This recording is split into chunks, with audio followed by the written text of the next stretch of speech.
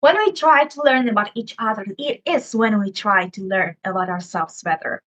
That quote from Sarah Golden actually stuck into my head for years when I was starting to questioning about myself and my teenage years, of course.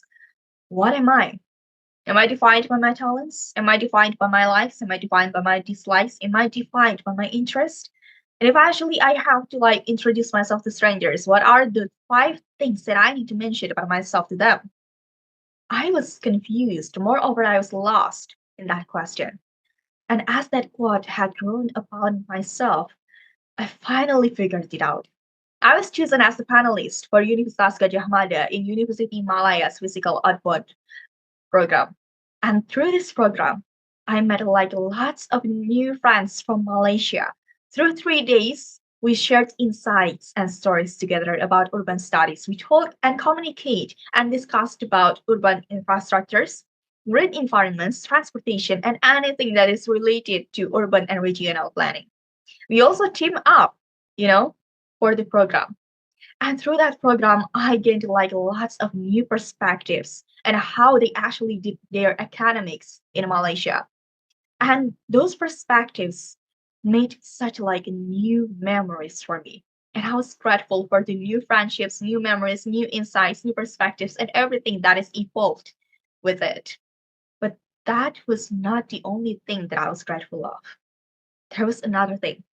I was also grateful that I found my answer.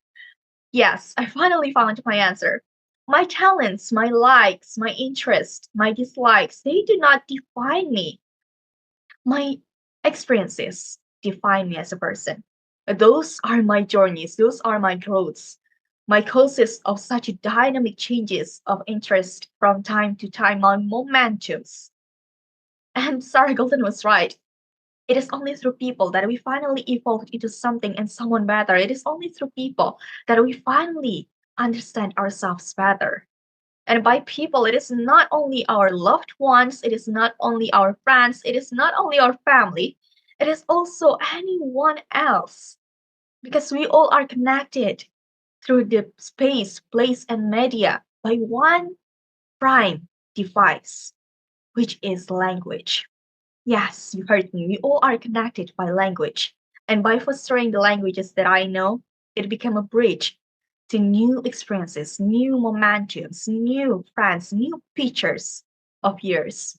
And not just that, it also became a tapestry of humanity and enrich my understandings and make me realize about myself in a deeper level of diversity. And as I went through the journey, I asked myself again and again, what kind of strategy that I can share to people to make them understand about the importance of cultures and language so that they can make rich experiences. I was searching for words, and believe me, I was lost in words too, until I finally found one: unite. Yes, you heard me. Unite.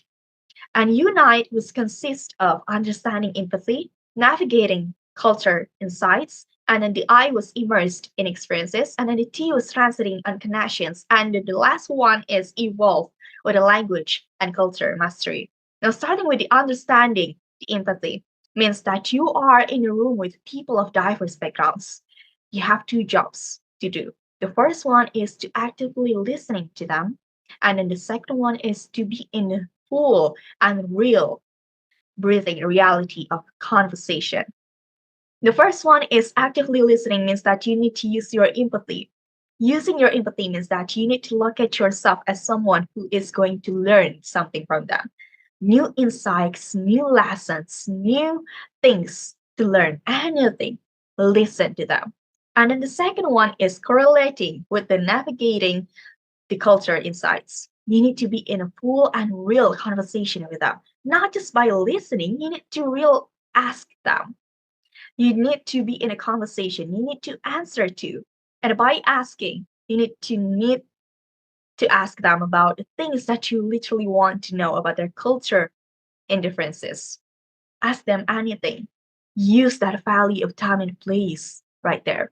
And then the third one, immerse in experiences. Of course, if you want to be in conversation and if you want to meet them, you need to be in an event. And even means that you need to go to somewhere, means that it could be like language clubs, it could be youth exchange programs, it could be like culture events anywhere. Be immersed in experiences. And then the fourth one is transcend in connections. Transcending in connections means that make the connection that you have just built through the first, second, and third point become a life lasting, a long lasting, not so one momentum program, but also like you met friends with them through your life.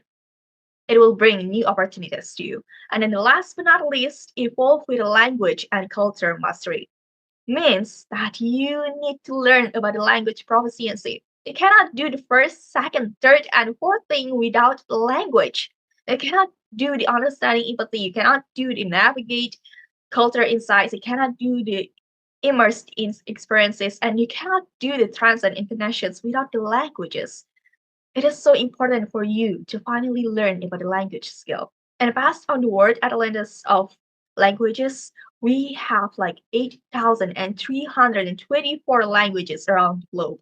Not just that, but also seven continents, 235 countries, and more than 1,000 of cultures around us. Now, ladies and gentlemen, I was privileged that I could meet like two of them interacting with each other, and I have learned a lot. Now imagine if it is more than that. Now I want you to ask yourself and reflecting to the previous story. Do you want to be a part of that? Do you want to unveil the unknown through the diversity? If yes, then come with me and let's do the unite together to connect us through the diverse tongues for the rich experiences. Thank you.